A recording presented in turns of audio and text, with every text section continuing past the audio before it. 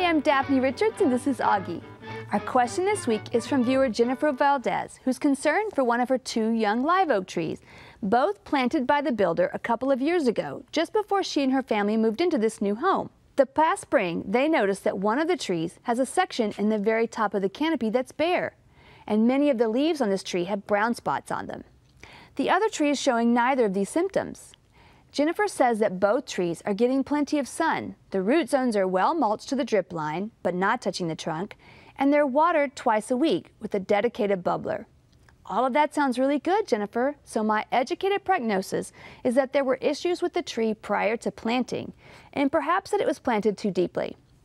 Both are very common with newly planted trees. Those brown spots appear to be oak leaf blister, but there doesn't seem to be much of it. And the recommendation for that problem is to let it run its course, so let's move on to the bare spot. Many trees planted in new neighborhoods with newly constructed homes are rather stressed before they ever see your landscape.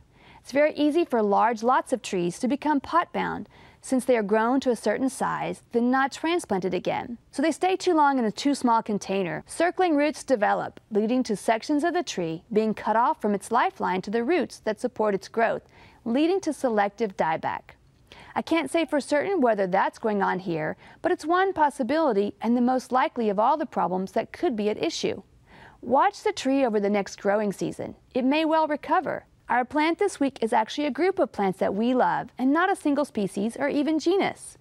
Clumping grasses come in many sizes and colors, making them a unique and stunning addition to any garden.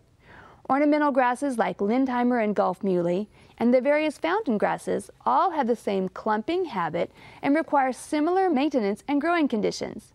They have a shallow root system, so they tolerate various soil types, but their growing areas are at the base, very close to the soil surface, so care needs to be taken that they don't stay too wet or they'll rot. Clumping grasses will need to be divided every few years and need to be sheared to a flat top yearly, depending on each one's size, back to 6 inches or so from the ground.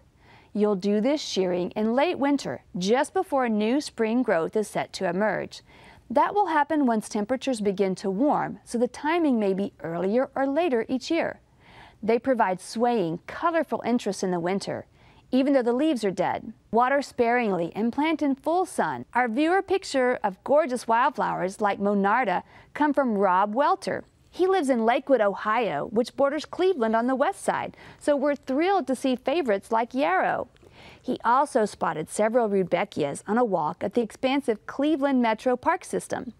We'd also love to hear from you, so please visit us at klru.org/ctg to send us your questions, pictures, and videos.